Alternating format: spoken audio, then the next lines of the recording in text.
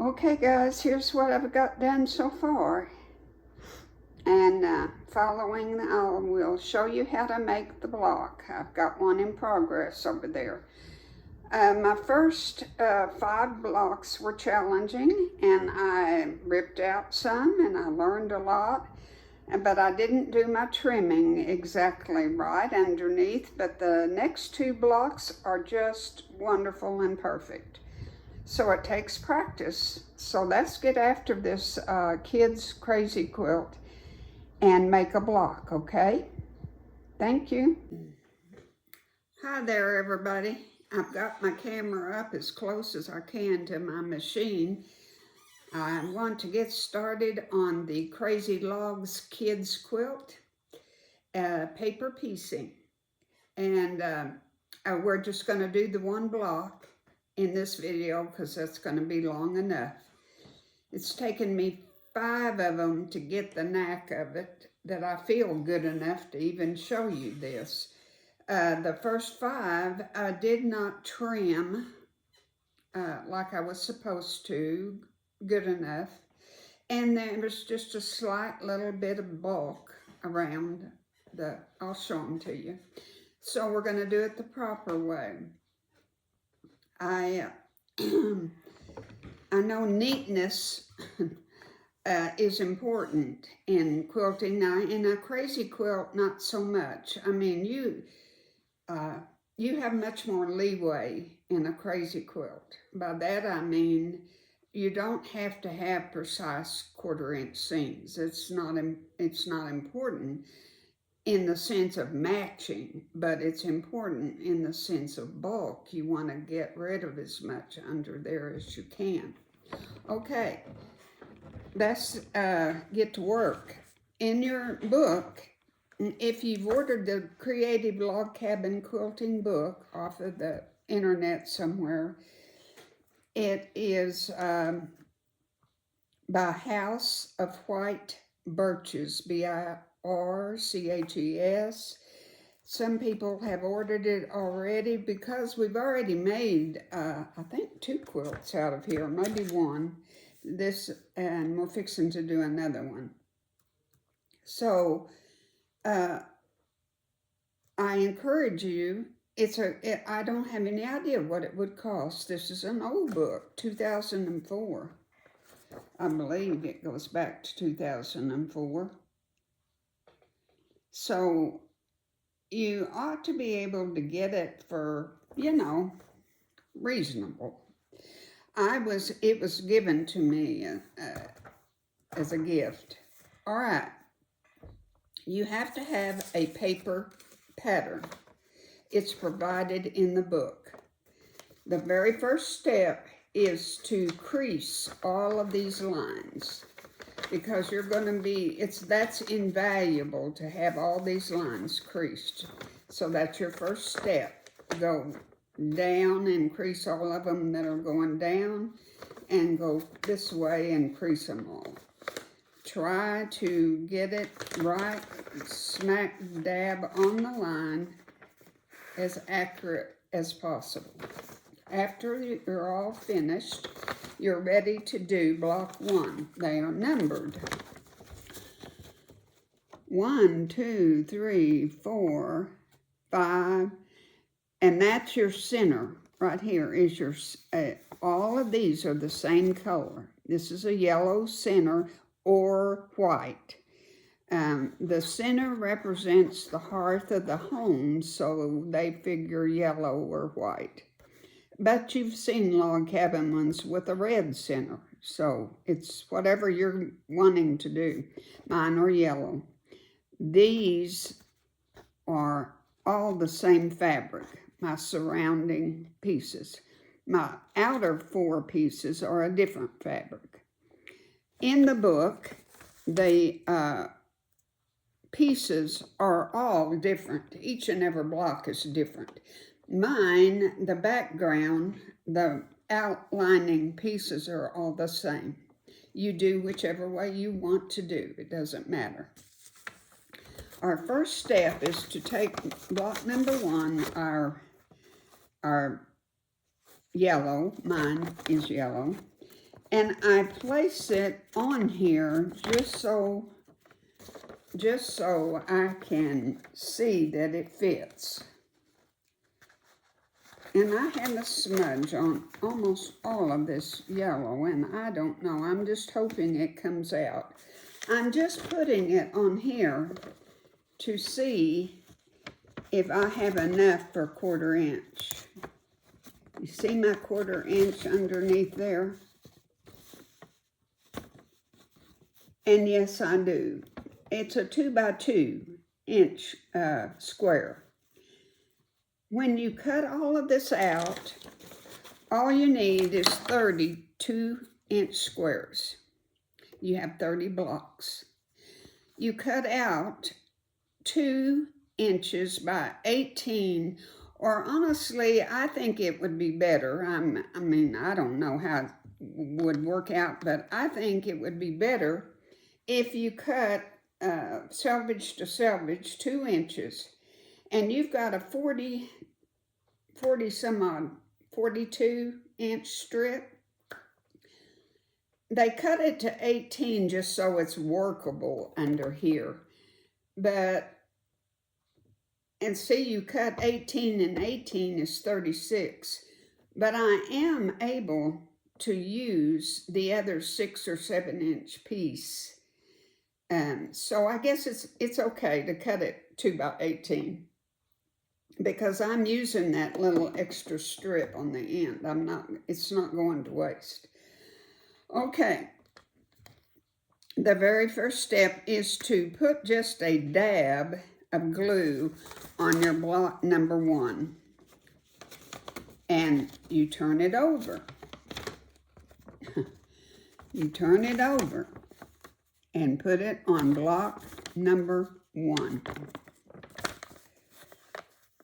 Just in the center. It's just so it's held. That's all there is to it. Because we're going to sew it down.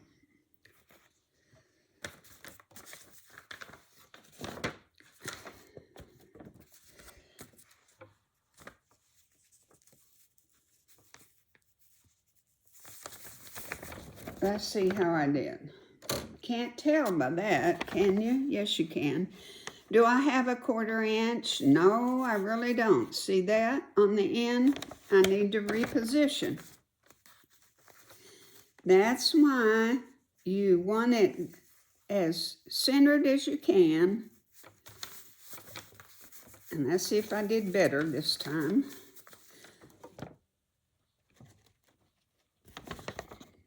Okay. That's how you want to do it. And it doesn't matter if it's not exact. That's good. I've got almost a 1/4 inch at the top, a good. And I'm ready to go. Now you see I put it on the plain side. You have a plain side and you have a printed side. Well, our fabric is going to go on this side and we're going to sew on this side. Remember that if you get that down, you got it made. We put our fabric on the plain side and we sew on the dot on the lines. All right, now I'm not ready to sew. I don't have another piece of fabric. So let me, that I didn't prepare very well, did I? Let me get my fabric. Now, what comes next, naturally, is block number 2. This is block number 2, right here by it, okay? I'm going to turn it over, and you, of course, put right sides together like you would on anything. And I know that I have a 1/4 inch there, because I saw it with my own eyes. So I'm going to butt this fabric right up against the 1/4 inch up there at the top. And so it's, my line is not going to be exact, but let me show you something. Let me put this under here and show you. when you fold this line up, look at that. You fold that right there where you're going to be sewing.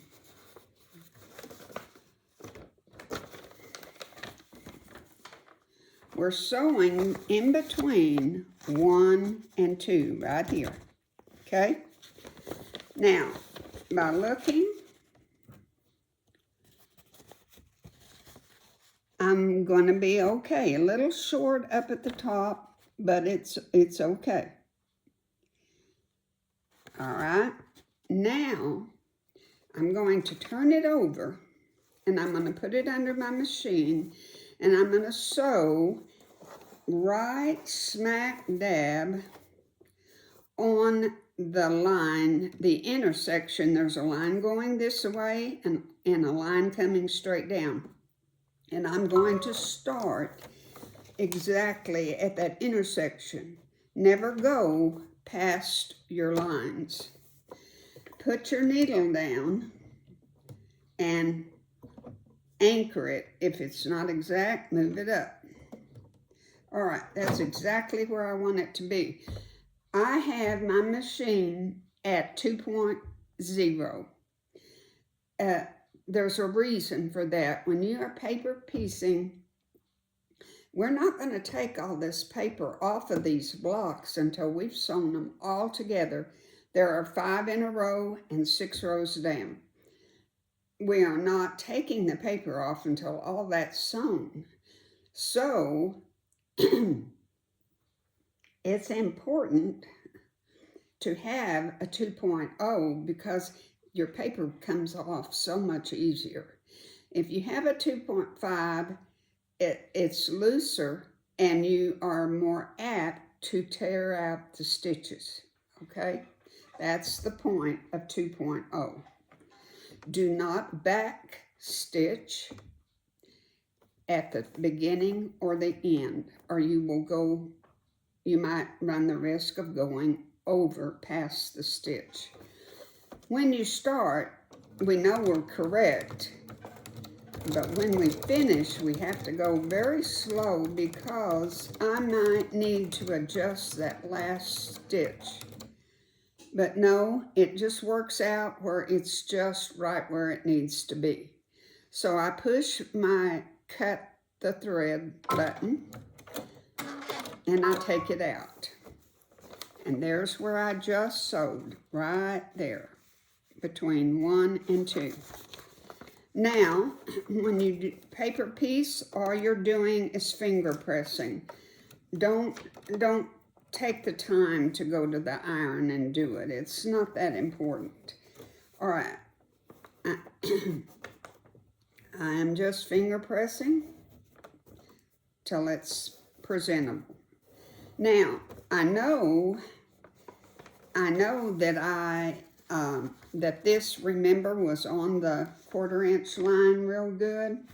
So it's safe to say that I can trim this off right here with the yellow, or close to it. It's not going to be exact by any means. Now, before we go any further, we need to be sure that our number 2 is covered.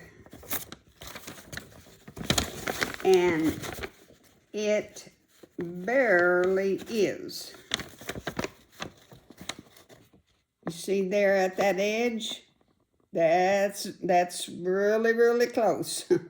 But I'm going to leave it there. I tell you, it's hard to take out and take out and take out your stitches. It ruins the paper and it makes a mess. So it's okay. I should have had that at a little bit better angle. You have to really, really watch that you've got everything covered. That's what's important. That number 2 is covered by the skin of my teeth. All right. Now, this excess down here, I can cut off even with my yellow, or not even, but close. All right. There's one and there's two. Now, of course, what's next? Number 3. You look at your chart and you'll find that number 3 is right at the top. There's number 3. I put number 3 up here at the top. Right up here at the top of where I just sewed. And the reason being is I'm going to fold that number 3 line again with my fabric under there, and it gives me a makeshift seam line that I know more or less where to put my fabric. See, I'm sewing from this top, and there is my seam line. I know I got plenty up here, and I'm going to have to be sure I've got plenty right here. And sew that line. Now, let me get my fabric. It's way over here. Now, here's your long 18-inch strip. And we want number 3 right up above it. And right sides together. And you want to be sure that you have a 1/4 inch past where it stops. So I'm going to go ahead and put it up against my last piece right there. That's a little too much, but it's okay. It's better safe than sorry, because after you've done this, you're going to see how easy it is to make a mistake. It's just, gosh, it's just so easy. All right, now you can pin this, but I find that it's easier to not pin. And I just turn it over, and there again, I am sewing on number 3, which is this one right here. So therefore, here's 1 and here's 2, and I'm sewing on the line just above it. You always sew on the line that you just previously sewed.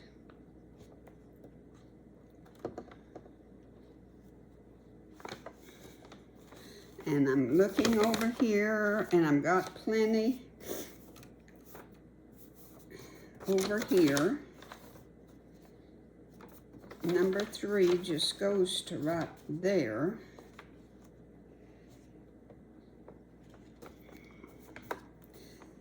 And it goes to right there, and I just look at my fabric. I know I'm covered over here. It's right here that I want to be sure I've got it covered. Then you turn it, and you sew on that line where you're doing your number 3. And remember, if you're just outside the line, go back and adjust it. Okay. Now,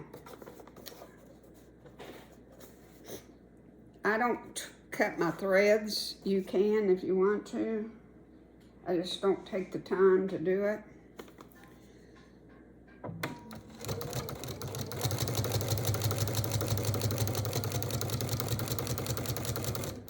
Go slow at the end, so if you have to adjust, that it just works out. Most of the time, it works out perfect.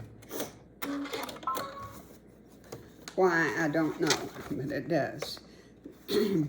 This is number 3, and I just sewed right above it, below 1 and 2. Okay? Turn it over. That's what you're doing, is sewing, turning, sewing, turning. Here is number 3, completely covered. Everything's good. Now, I'm going to take it to the cutting board and trim my seams. So let's go over there. When we are trimming underneath here,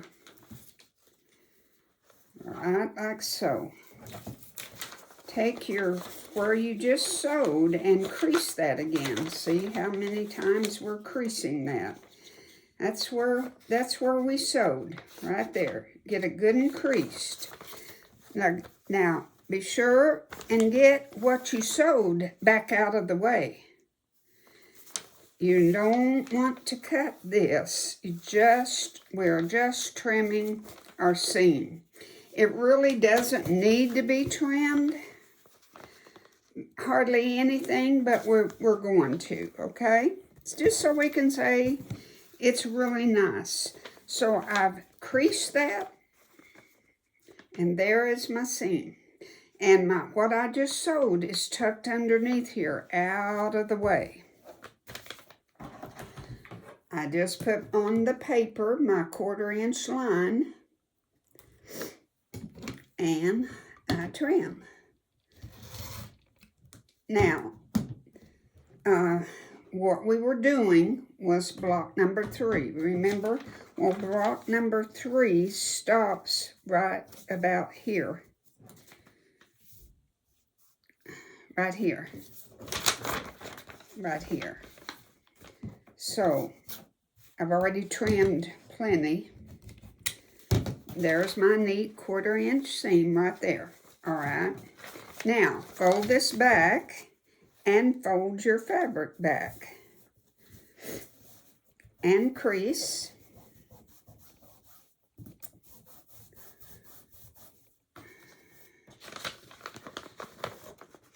There we have it. Now, I can trim this, and I'm going to be sure that I have number 3 covered, which stops right there, so I know I can trim almost with the yellow. So that's what I'm going to do. I'm going to take my scissors and trim just right across there. Now, you have the rest of your strip to do the rest of your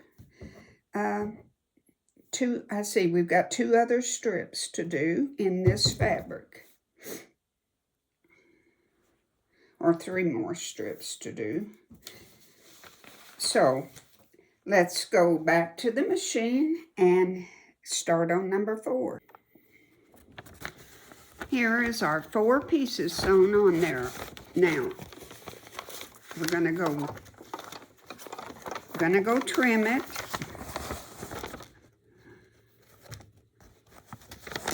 We're gonna go trim our seam, and these are the first inner fabric, and then we'll have 4 more on the outside, and our block is done.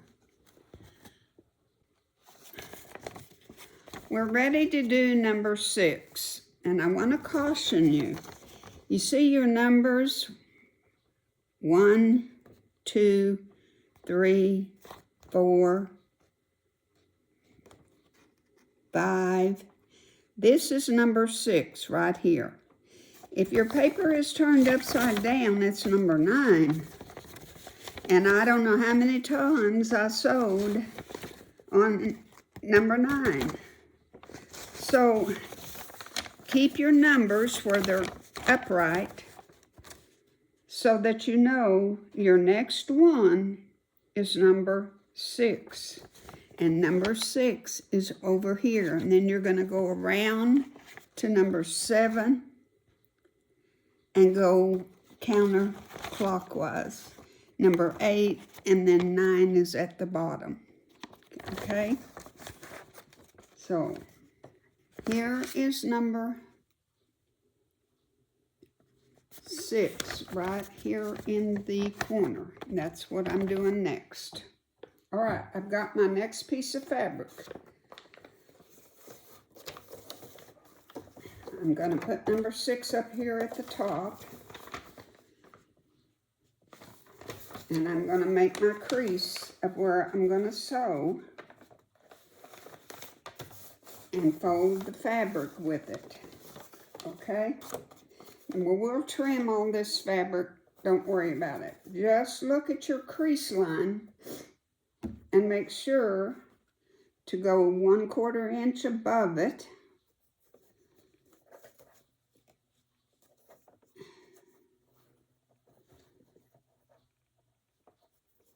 And there I have it. I got 1/4 inch up above that crease line.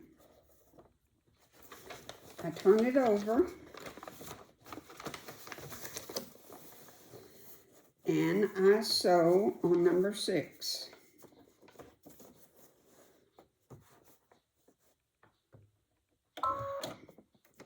Get your needle down right where it needs to be, and then look and make sure your fabric is where you want it.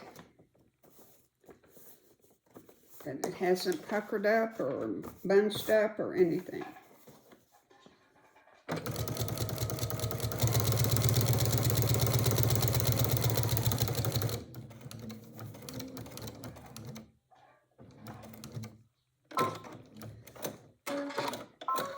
All right, same principle. Finger press.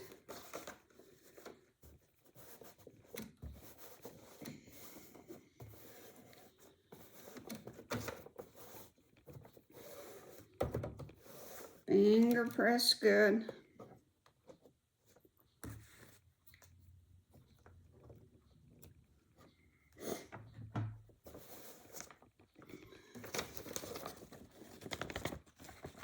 There's number 6 covered up really, really well. It's good to go. All right. Then you're going to go do the same thing. Go to the cutting board.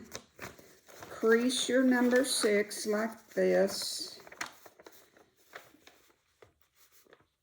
And trim your 1/4 inch off right there. Then you're going to take your next piece, which is number 7, up here at the top. Do it. Now it's a pretty big piece. You gotta cover it well.